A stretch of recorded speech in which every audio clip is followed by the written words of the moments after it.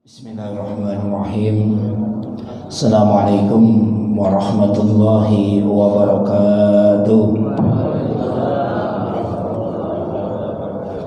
Alhamdulillah alladzi anjala sakinata fi qulubil mu'minin liyazdadu imanan ma'a imanihim. Asyhadu an la ilaha illallah wa asyhadu anna Muhammadan abduhu wa rasuluh. Allahumma shalli wa sallim wa barik ala Muhammadin wa ala alihi wa sahbihi ajma'in. Amma ba'd. Jamaah subuh Masjid Baitul Hikmah yang dirahmati Allah Subhanahu wa taala.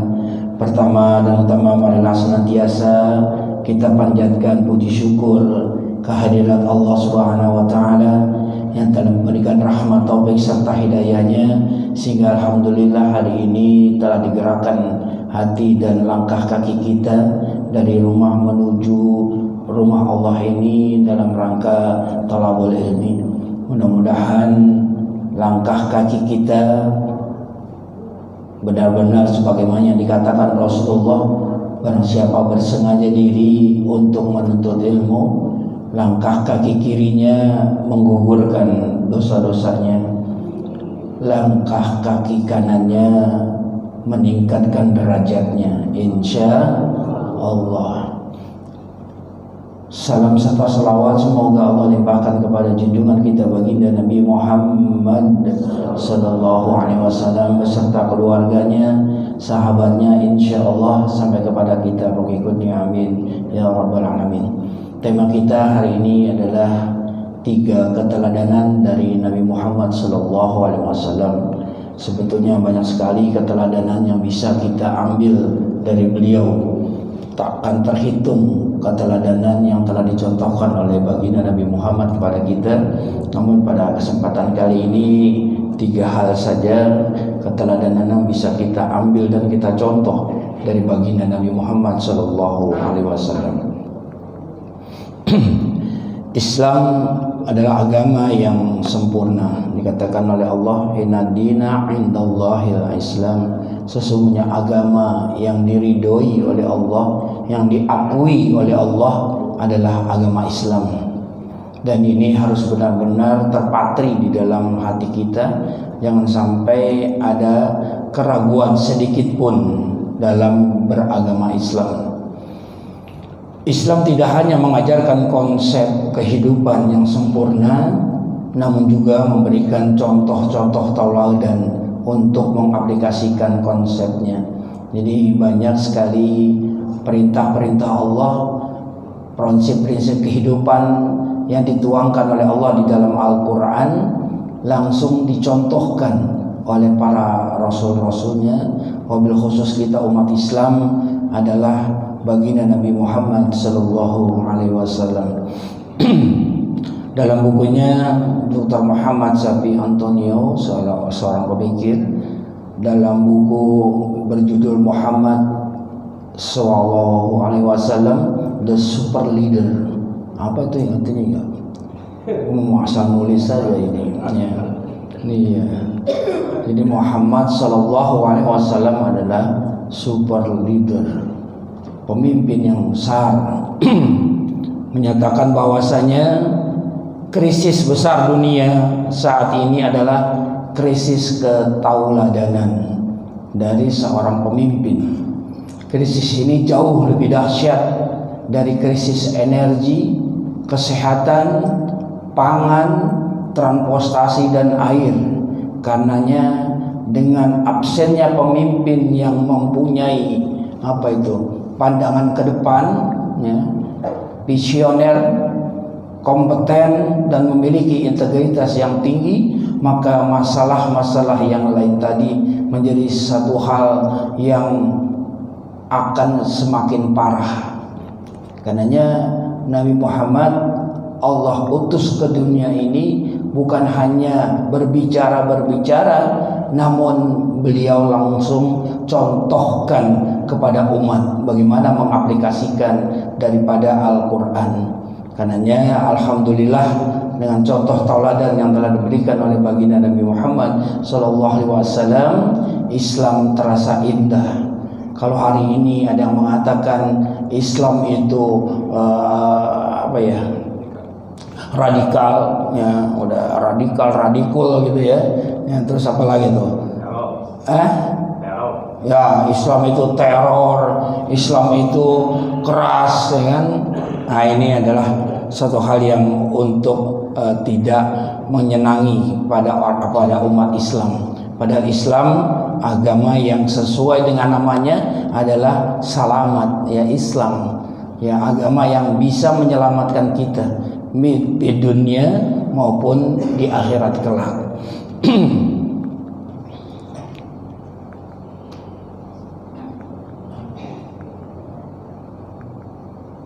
Ya. Karenanya Islam memberikan figur-figur teladan. Dari dalam Al-Quran, seluruh nabi adalah merupakan figur-figur teladan yang bisa kita teladani. Ya, dalam surat Al-Mumtahanah, surat ke-60 ayat 4, Allah berfirman, sesungguhnya qad kanat lakum uswatun hasanah fi Ibrahim. Sesungguhnya telah ada suri tauladan yang baik bagimu pada Ibrahim dan orang-orang yang bersama dengan Ibrahim atau dengan dia. Ketika mereka berkata kepada kaumnya, inna bura'ah minkum, sesungguhnya kami berlepas diri dari apa yang daripada kamu dan daripada apa yang kamu sembah selain Allah. Kami ingkari kekafiranmu dan telah nyata antara kami dan kamu permusuhan dan kebencian buat selama-lamanya sampai kamu beriman saja kepada Allah Subhanahu wa taala, kecuali perkataan Ibrahim kepada bapaknya, sesungguhnya aku akan memohonkan ampun bagi kamu dan aku tidak dapat menolak sesuatu pun dari kamu siksaan Allah. Ibrahim berkata, ya Rabb, kami hanya kepada Engkaulah kami bertawakal dan hanya kepada Engkaulah kami bertaubat dan hanya kepada Engkaulah kami kembali. Inilah prinsip yang diajarkan oleh Ibrahim alaihissalam. Ya, beliau adalah salah seorang nabi yang dicintai oleh Allah Subhanahu wa taala karena cinta beliau yang sangat luar biasa kepada Allah Subhanahu wa taala. Ketika kurban, Ibrahim tidak tanggung-tanggung berkurban. 100 ekor unta dia korbankan, 100 kambing dia korbankan, sehingga ini membuat takjub daripada malaikat. Ibrahim, luar biasa kamu kurbannya kepada Allah Subhanahu wa taala. Apa kata Ibrahim? Ini semua harta benda titipan dari Allah Subhanahu wa taala. Jangankan harta, anak kalau Allah pinta, aku akan serahkan. Wah, ini Ibrahim ngomong begini, belum punya anak nih, ya. Belum ada yang namanya Ismail, belum ada yang namanya Ishak, ya. Beliau sudah tua tapi tidak punya anak. Makanya ketika Ismail lahir, Allah tagih janjinya. Ibrahim, kau akan menyembelih anakmu kalau dipinta. Maka Allah pinta anaknya tadi untuk disembelih, dikurbankan kepada Allah. Bagaimana sikap Ibrahim? Seorang yang sudah merindukan anak bertahun-tahun, sudah punya anak, lagi lucu-lucunya, lagi imut-imutnya. Kayak siapa sih? Kayak Pak Isnen gitu ya. Iya. Ya. Allah pinta nen. Ya. Ibrahim, anakmu yang imut-imut, ya, tolong dipotong, gitu kan? Iya. Dan Ibrahim melaksanakan perintahnya. Kenapa? Cintanya dia kepada Allah Subhanahu wa taala, ya.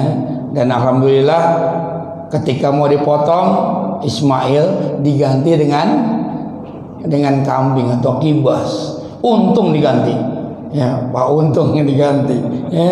Kalau nggak diganti, waduh, setiap tahun kita mikir nih, siapa ya anak kita yang mau dipoto, ya?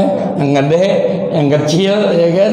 Yang tua apa yang muda tuh, ya. Alhamdulillah Allah ganti, ya. Dan dakwah Ibrahim alaihissalam kepada umatnya sangat luar biasa. Dan kalau sudah didakwahkan tidak mau, anna bura'ah minkum, saya berlepas diri daripada kamu dan apa-apa yang kamu sembah selain Allah. Ini mengajarkan kepada kita, dakwah kita kepada siapa saja harus kita lakukan. Kalau yang kita dakwahin masih apa itu, nggak nerima, mbalelo, ya sudah, ana bura'ah minkum, aku berlepas diri. Dosa nggak Pak? Ya kagak. Nabi Ibrahim aja seorang nabi, umatnya banyak yang nggak mau diajak, apalagi kita, ya. Ya, alhamdulillah sih kalau Muhammadiyah sudah banyak kita penambahan dari jamaah subuh kita. Ini ada kira-kira berapa nih? 700, 800, 2 juta. Iya. Sama malaikat tuh yang ada di kanan kiri Bapak Ibu sekalian, ya. Karena para malaikat berduyun-duyun juga untuk mendengarkan apa itu ya, ilmu, ya kan? Karena ilmu itu adalah perintah Allah. Talabul ilmi faridatun ala kulli muslimin wal muslimat. Menuntut ilmu itu wajib hukumnya bagi kaum muslimin dan muslimat. Minal mahdi ila lahdi, dari mulai di bedong sampai di bedong lagi. Bahkan ada asar mengatakan walau bisin, yang menuntut ilmu itu walaupun sampai ke negeri Cina. Wis, sekarang nggak usah lagi ke negeri Cina. Alhamdulillah Cinanya udah banyak di sini. Iya, ya, masya Allah, ya. Jadi Ibrahim seperti itu, ya. Jadi ketika dia berdakwah, umatnya nggak mau, mbalelo, anna bura'ah minkum, saya berlepas diri dari kamu. Artinya tidak ada lagi tanggung jawab seorang mubalik kepada jamaahnya yang tidak mau, ya. Kecuali perkataan Ibrahim kepada ayahnya, ya. Kenapa? Ya Rabb,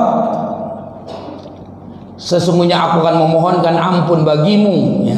Jadi yang kita tahu ayahnya Ibrahim siapa? Halo, kok di mana? Lupa ya. Siapa ayahnya Ibrahim? Azar, ya. Azar ini bapaknya Ibrahim, ya. Nah, tugasnya, kerjaannya si Azar ngapain? Bikin patung berhala, ya, untuk disembah, ya, untuk disembah. Dan Ibrahim yang disuruh jualin, ya.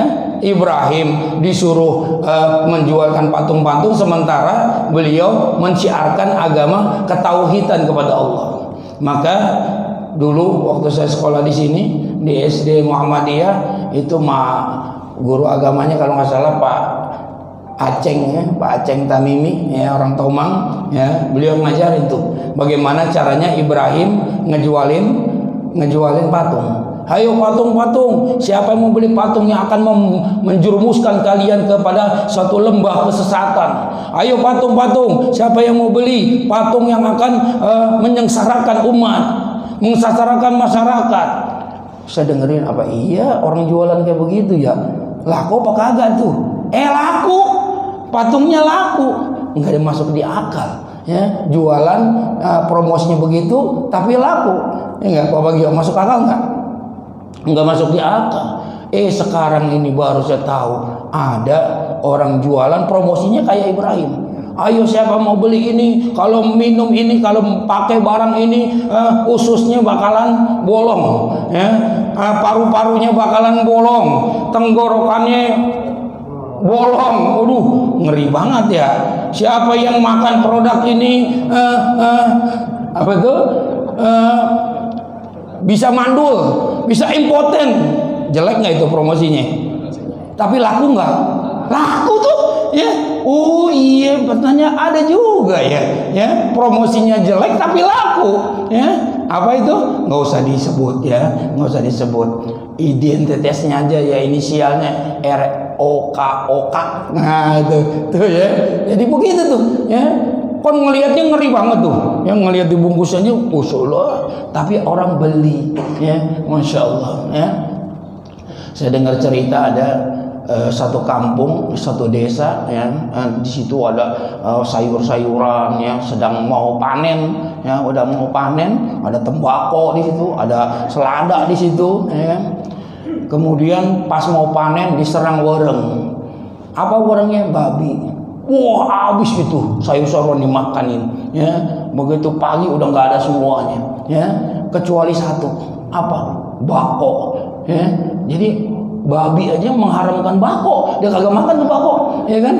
Yang lain dimakan tuh, selada, semua akan dimakan, sayur-sayuran, cuma bako doang kagak dimakan sama babi. Kata babi, ini haram nih bako nih, tuh ya. Ini mah babi yang di sana ya kalau kita mah kagak, ya kan?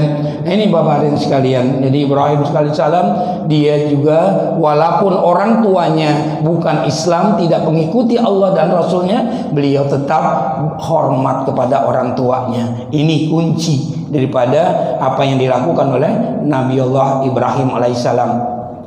Begitu juga Nabi Muhammad sallallahu alaihi wasallam dalam surat Al-Ahzab surat ke-33 ayat 21, Allah berfirman, a'udzubillahi minasyaitonir rajim, laqad kana lakum bi rasulillahi uswatun hasanah liman kana yarjullaha wal yaumal akhir wa dzakarallaha katsiran. Demi sungguh telah ada pada diri Rasulullah Muhammad Rasulullah suri tauladan yang baik ya bagimu, yaitu bagi orang-orang yang mengharap rahmat dari Allah dan kedatangan hari kiamat, dan dia banyak menyebut Allah. Nah inilah perintah Allah kepada kita dalam rangka menguswah kepada baginda Nabi Muhammad sallallahu alaihi wasallam. Nabi Muhammad sallallahu alaihi wasallam adalah seorang hamba Allah yang komplit kedudukannya. Ya, mau nyontoh apa kepada beliau? Ada kepada beliau. Mau nyontoh beliau sebagai suami? Ada. Mau contoh beliau sebagai pemimpin? Ada, karena beliau juga seorang pemimpin. Mau nyontoh beliau dalam perang? Beliau adalah panglima perang. Ya, ini luar biasa. Mau nyontoh beliau sebagai anak? Oh, dia sangat hormatnya kepada orang tuanya. Bukan hanya kepada orang tua sungguhan, kepada orang tua susunya, beliau juga sangat takjim, ya, sangat hormat. Karenanya penting sekali kita mempelajari sirah nabawiyah, sirah Nabi Muhammad, sejarah Nabi Muhammad, sehingga kita lebih kenal lagi dengan Nabi Muhammad. Ya, kalau kita kenal dengan Nabi Muhammad, maka kita akan lebih cinta kepada Rasulullah. Kalau sudah cinta kepada Rasulullah, maka Rasulullah insya Allah akan mencintai kita. Ingat pepatah Tionghoa mengatakan, takkan matak sai, tak sai matak cin. Artinya apa? Tak kenal maka tak sayang, tak sayang maka tak cinta. Jadi kita pelajari pribadi Rasulullah melalui sejarah-sejarahnya, buku-bukunya, sehingga kita mencintai beliau dan beliau insya Allah mencintai kita. Nanti di yaumil akhir nanti insya Allah pula kita akan mendapatkan syafaat dari Nabi Muhammad sallallahu alaihi wasallam. Amin amin ya rabbal alamin. Hari ini tadi saya katakan 3 hal saja yang kita teladani dari baginda Nabi Muhammad sallallahu alaihi wasallam. Yang pertama, teladan dalam istiqomah, ya, meneladani Rasulullah dalam sifat istiqomah yang ada pada diri beliau. Apa itu istiqomah? Istiqomah adalah teguh kepada pendirian, ya. Jangan nyengir-nyengirian, ya, karena istiqomah bukan ikatan suami takut istri kalau di rumah, salah itu ya. Nah, ini istiqomah yang benar, ya. Allah berfirman, innal ladzina qalu rabbunallah tsumma istaqamu tatanazzalu alaihimul malaika alla takhafu wa la tahzanu wa absiru bil jannati allati kuntum tu'adun. Sesungguhnya orang-orang yang mengatakan Rabb kami adalah Allah, summa istaqamu, kemudian mereka meneguhkan pendirian mereka. Artinya apa itu? Apapun yang terjadi, ya, mereka tetap mengatakan Rabbunallah, Rabb kami adalah Allah, Tuhan kami adalah Allah, pemelihara kami adalah Allah. Nah, Rabb itu adalah pemelihara, ya. Jadi Allah yang memelihara kita, ya. Maka malaikat akan turun kepada mereka dengan mengatakan ala takhafu wa la tahzanu, jangan takut dan jangan sedih. Wa abasiru bil jannati allati kuntum tu'adun, dan gembirakanlah mereka dengan surga yang telah dijanjikan Allah kepadamu. Jadi orang-orang yang istiqomah itu di-backing oleh malaikat, ya. Dan mereka tidak takut dan tidak sedih menghadapi kehidupan di dunia ini, ya. Bahkan dalam satu penafsiran ayat ini datang nanti ketika sedang sakaratul maut, ya, datang 3 malaikat kepada kita. Takutan kita melihat malaikat, kata malaikat, ala takhafu, jangan takut, ya, jangan takut, kami akan memberikan sesuatu kepadamu, ya. Wala tahzan, jangan sedih kau tinggalkan dunia ini, karena memang dunia ini sesuatu yang akan kita tinggalkan, ya. Jadi dunia ini adalah sesuatu yang pasti akan tinggalkan, ya. Yang sebenar-benarnya kehidupan nanti di yaumil akhir nanti, ya. Dunia hanyalah sebagai batu loncatan dan buat pertimbangan mana yang akan kita dapatkan di akhirat kelak, ya. Jannahkah atau jahannam, tergantung apa yang kita lakukan di dunia ini. Bagi orang yang istiqomah dalam pendiriannya beriman kepada Allah Subhanahu wa taala, jangan takut dan jangan sedih. Wa abasiru bil jannah, maka malaikat yang kedua menggambarkan kepadanya surga yang sangat luar biasa indahnya, ya. Ketika dia sedang terkagum-kagum dengan surga, maka malaikat yang ketiga mengeksekusi, mencabut nyawanya, maka dia mati dalam keadaan husnul khatimah, ya, mati dalam yang kebaikan, sehingga dilihat dari raut mukanya juga melihatkan sebuah pemandangan yang apa itu, ya, melihat orang mati seperti itu indah gitu. Dia tersenyum mungkin, ya, dia terbelalak dengan keindahan yang digambarkan oleh para malaikat, ya, sehingga dia tidak merasakan sakitnya sakaratul maut. Inilah manfaat daripada istiqomah manakala ini ada pada diri kita, dan ini ada pada diri Rasulullah Sallallahu Alaihi Wasallam, ya. Beliau ketika berdakwah tidak enak-enakan. Memang dakwah tidak enak, ya.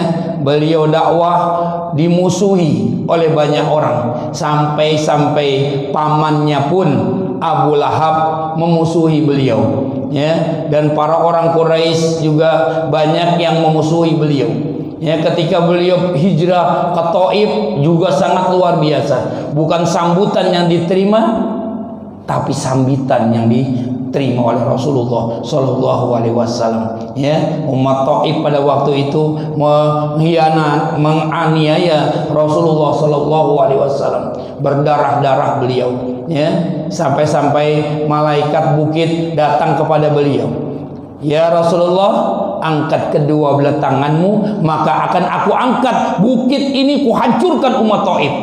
Tuh, malaikat nggak sabaran ngelihat kekasih Allah dianiaya seperti itu. Kenapa malaikat seperti bilang? Karena pada sebelum-sebelumnya para rasul-rasul kalau disakiti sama umatnya pasti ngangkat tangan, ya Rob, ajab mereka ya Allah, ya Rob, hancurkan mereka ya Allah. Itu yang didoakan oleh para nabi-nabi yang lain. Nabi Nuh mengangkat tangan, karena apa? Umatnya mbalelo. Nabi Lut semuanya mengangkat tangan, ya. Berdasarkan pengalaman itu, malaikat meminta kepada Rasulullah untuk mengangkat tangannya agar dia akan menghancurkan umat Taif. Tapi sangat pribadi luar biasa dari Rasulullah Sallallahu Alaihi Wasallam. Jangan, ya. Mereka melakukan itu karena apa? Mereka belum ngerti, mereka belum paham. Kalau mereka ngerti dan paham, nggak akan mungkin mereka melakukan ini. Jangan, jangan kau hancurkan dia. Kalau mereka tidak mau paham, mudah-mudahan anak mereka mau. Kalau anak mereka nggak mau paham, mudah-mudahan cucu mereka mau. Inilah kebesaran jiwa dari baginda Nabi Muhammad Sallallahu Alaihi Wasallam. Kalau kita gimana? Enggak sabaran. Kita dijolimi orang, datang pembesar, kan? Gimana nih? Kalau gua hajar dia, apa kata kita? sikat, kan begitu kita, ya. Tapi Nabi Muhammad nggak kayak kita, ya kan? Makanya kita nggak jadi nabi, ya kan? Kenapa itu tadi? Ya baru digituin aja udah sikat, ya kan? Nah ini jangan, ya. Ya, Nabi Muhammad mempunyai sangat istiqomah yang luar biasa. Dan alhamdulillah hari ini banyak para pemikir-pemikir, kiai-kiai dari Taif. Kalau mereka Taif kemarin dihancurkan, nggak ada orang-orang besar dari Taif pada zaman sekarang ini. Ya, insya Allah, alhamdulillah Nabi Muhammad mempunyai sifat yang luar biasa, kesabarannya dalam rangka berdakwah. Ya, ini juga yang menjadi panutan daripada pendiri Muhammadiyah, Kiai Haji Ahmad Dahlan. Ya, ketika beliau mengadakan pembaruan di dalam Islam, ya banyak yang tidak senang kepadanya. Masjidnya yang tadi tidak menghadap kepada Ka'bah mau dibetulin dengan teknologinya, banyak dicaci maki. Bahkan dalam film kita melihat suraunya Kiai Haji Ahmad Dahlan dihancurkan oleh orang-orang di sekitarnya. Kenapa? Tidak senang kepada Kiai Haji Ahmad Dahlan. Namun beliau juga mempunyai jiwa yang besar, sehingga alhamdulillah hari ini Muhammadiyah menjadi besar. Alhamdulillah. Karenanya kita sebagai warga Muhammadiyah juga harus mempunyai jiwa yang besar sebagaimana Rasulullah ma'ahu dan orang-orang bersama beliau. Perintah istiqomah juga dirasakan Nabi, ya. Dalam surat Hud dikatakan, maka pastaqim kama umirta wa man taba ma'aka, maka tetaplah kamu pada jalan yang benar sebagaimana diperintahkan kepadamu, dan juga orang-orang yang taubat beserta kamu, dan janganlah kamu melampaui batas. Sesungguhnya Dia Maha melihat apa yang kamu kerjakan. Ayat ini juga memerintahkan kepada Rasul untuk istiqomah di jalan Allah. Jangan nyerah, jangan putus asa, ya.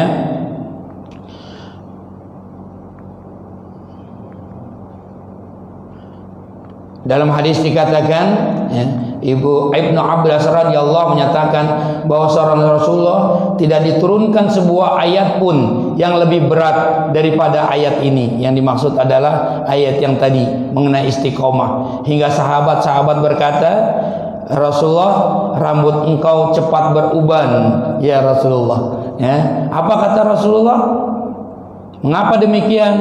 Kata Rasulullah, surat Hud dan kawan-kawannya telah menyebabkan rambut saya beruban. Jadi ayat-ayat istiqomah atau surat Hud yang diturunkan Allah kepada Rasulullah Sallallahu Alaihi Wasallam sangat luar biasa beratnya untuk Rasulullah dan para pengikutnya, sehingga ketika memikirkan ini, ya, rambut Rasulullah menjadi beruban, ya. Saking apa? Saking beratnya istiqomah yang Allah perintahkan kepada kita, ya. Banyak diantara kita, kata Allah dan Rasulullah, pagi beriman, sorenya kafir. Sore beriman, paginya kafir. Susah sekali, ya, menerapkan sifat istiqomah yang berada di dalam diri kita. Kalau kita hari ini berada di majelis taklim, ya, insya Allah keimanan kita tinggi. Tapi begitu kita keluar, berada bersama teman-teman kita yang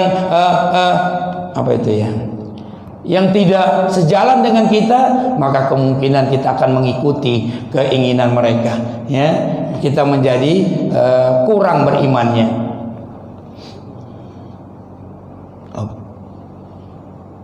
Itu tadi yang pertama adalah meneladani Rasulullah, ya, dalam keistiqomahannya. Yang kedua, ya, teladan dalam membangun keluarga yang islami. Ini juga yang perlu kita contoh dari Rasulullah SAW, bahwasanya beliau orang yang sangat luar biasa dalam membangun rumah tangga, ya. Dalam satu hadis dikatakan, khairukum la ahlihi wa ana khairukum li ahlihi. Sebaik-baik kalian adalah yang paling baik kepada keluarganya, dan aku adalah orang yang paling baik pada keluargaku. Jadi sebaik-baik kamu adalah orang-orang yang baik dalam keluarganya, ya. Kata Rasulullah, juga dikatakan yang lain, setiap kalian adalah pemimpin, ya, dan setiap pemimpin akan diminta pertanggungjawaban oleh Allah Subhanahu wa taala. Laki-laki pemimpin dalam keluarganya, perempuan ibu pemimpin dalam rumah tangganya, pembantu pemimpin enggak? Pemimpin juga dia, ya, di dalam pekerjaannya. Setiap kalian adalah pemimpin, dan setiap pemimpin akan diminta pertanggungjawaban oleh Allah Subhanahu wa taala. Jadi kalau kita mendengar bagaimana Rasulullah sallallahu alaihi wasallam sebagai suami, beliau tidak memberatkan istrinya. Ini memberatkan istrinya dalam tanda kutip pekerjaan, ya. Bukan hal-hal yang lain, ya. Rasulullah tidak memberatkan istrinya, ya. Enggak sedikit-sedikit nyuruh, sedikit-sedikit nyuruh, ya. Mentang-mentang jadi yang dia, mentang-mentang jadi kepala keluarga, ya, sekedar ngopi aja nyuruh, ya. Mah, bikinin kopi. Nah, padahal istrinya lagi sibuk, ya, masak ini masak itu. Nah, ya, Rasulullah bikin sendiri, ya. Bahkan Rasulullah menjahit bajunya yang sobek, menjahit sendiri. Ini dilakukan oleh Rasulullah, ya, dan ini tidak dilakukan oleh Pak Ustadz. Iya, ya, kalau kita robek nggak bisa ngejahit makanya, ya, jadi nggak mungkin kita jahit sendiri, ya. Paling nggak kita bawa ke tukang jahit, iya kan? Iya, susah nih, memang agak susah yang mencontoh Rasulullah, tapi Rasulullah adalah sesuatu yang bisa dicontoh. Kenapa? Karena beliau adalah manusia.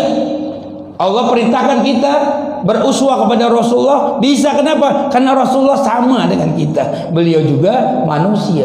Kecuali kalau Rasul kita, Allah memerintahkan kita beruswah kepada malaikat, susah, ya. Ya, laqad kana malaikatu uswatun hasanah. Sesungguhnya pada malaikat ada contoh yang baik yang harus kita ikuti. Susah, ya. Malaikat gak seneng sama apa-apa, sama harta dia kagak seneng, sama awewe dia kagak seneng, ya kan? Kalau kita disuruh nyontoh, Bang Agus gimana? Ribet, ya kan? Iya, gegerahan melulu kita, ya kan? Orang malaikat kagak seneng sama awewe, nah kita malah seneng, ya kan? Bener kan? Ya iya, bah, pantes kalau laki-laki seneng sama awewe, iya kan? Kecuali kalau awewe seneng sama awewe, nah itu udah paling parah tuh, ya. Laki-laki seneng sama laki-laki, waduh, sekarang tuh lagi galak-galaknya tuh yang namanya LGBT, ya kan? Masya Allah, seneng kepada sesama jenis, ya. Bahkan kata orang yang senang sesama jenis itu cemburunya melebihi daripada orang yang cemburu kepada pasangan yang benernya, ya.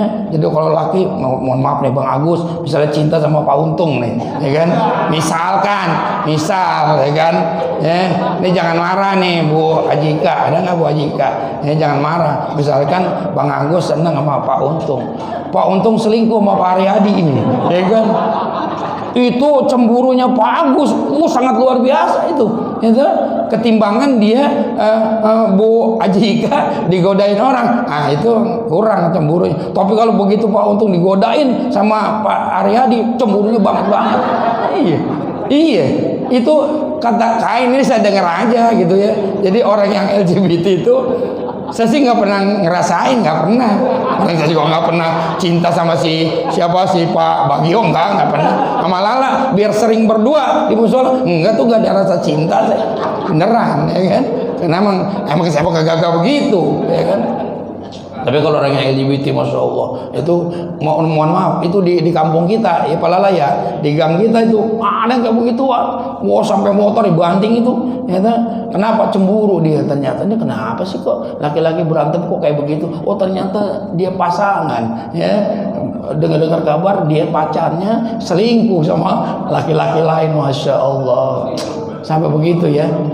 Jadi tolong ya Bang Agus, ya, biar sabar sedikit, ya kan, Ya, Pak Untung juga jangan kayak begitu dah, ya kan? Kudu setia dong, ya kan? Nih, baginda Rasulullah sangat luar biasanya cintanya kepada istri-istrinya, ya. Istri-istrinya, karena Rasulullah memang istrinya banyak. Bukan buat dicontoh itu, bukan, ya kan? Ya jangan, ya kan? Nah kadang-kadang kita sok laki-laki begitu mau poligami aja, ini kan sunnah Rasulullah, pret, ya kan? Iya. Rasulullah pertama kali menikah itu bukan sama perawan, sama janda. Tuh kok kayak gitu kagak diikutin, ya kan? Bang Agus nikahnya sama janda gak bukan lu? Enggak kan? Enggak, ya kan? Jadi jangan sok-sokan gara-gara begituan, oh ini sunnah Rasulullah enggak, ya kan? Ketika kita nikah pertama aja juga nggak ngikutin sunnah Rasulullah, nyarinya perawan, ya. Nah, Bu, tenang Bu, ya kan? Ya. Walaupun gak ada istri saya, tetap saya istiqomah, ya kan? Iya. Jadi sangat luar biasanya Rasulullah SAW dalam membina keluarganya. Ya, apa yang dibina oleh Rasulullah dalam keluarganya adalah tatanan Islam, sehingga walaupun rumah Rasulullah tidak besar, namun Rasulullah mampu mengatakan baiti jannati. Apa itu? Rumahku adalah surgaku. Oh, walaupun rumahnya tidak besar, apa yang ada di dalam rumah Rasulullah juga tidak mewah, ya. Jadi kalau Rasulullah dengan kondisi seperti itu mampu mengatakan baiti jannati, rumahku surgaku, maka kita yang ada pada zaman ini juga harusnya mampu mengatakan ini, baiti jannati. Kenapa? Rumah kita lebih mewah daripada Rasulullah SAW. Apa yang ada di rumah kita sangat luar biasa. Rumah bertingkat, punya mobil berkilat. Ini udah kelar subuh. Nah ini nih Bapak dan sekalian, ya. Jadi ini contoh yang kedua yang harus kita teladani, ya Rasulullah, bahwasanya rumah tangga Rasulullah adalah rumah tangga yang terbaik yang harus kita ikuti.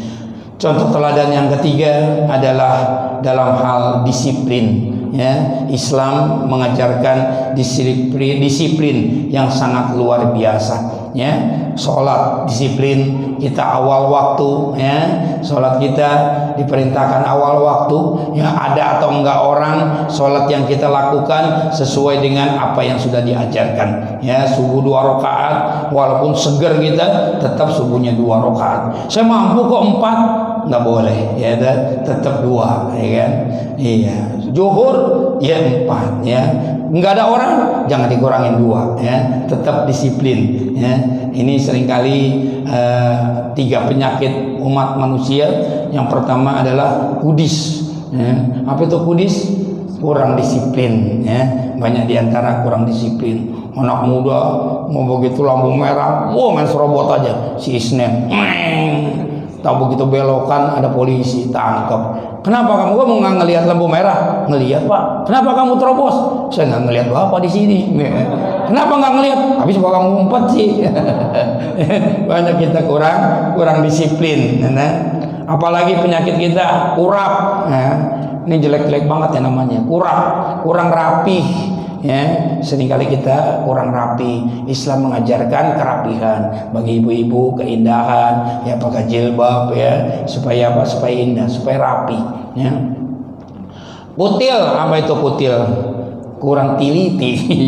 Ini maksain, ya kan? Ngomong kutil kagak enak, ya kan? Jadi kutil, kurang teliti, ya. Makanya apa-apa yang telah diajarkan oleh Rasulullah SAW harus benar-benar kita jalankan dengan baik. Seringkali kita mendapatkan sharean hadis, sharean apapun, ya, kita kurang meneliti apa yang di-share kepada kita. Langsung saja kita sampaikan kepada grup kita yang lain. Padahal apa yang kita dapatkan tadi belum tentu benar keadaannya. Bisa jadi itu adalah hoax-hoax yang bisa memecah belah keadaan umat kita. Ya, makanya begitu mendapatkan sesuatu, kalau kita tidak tahu cukup sampai kita saja. Jangan sampai kita teruskan kepada yang lain. Khawatir, ya, yang kita teruskan tadi tidak benar, ya.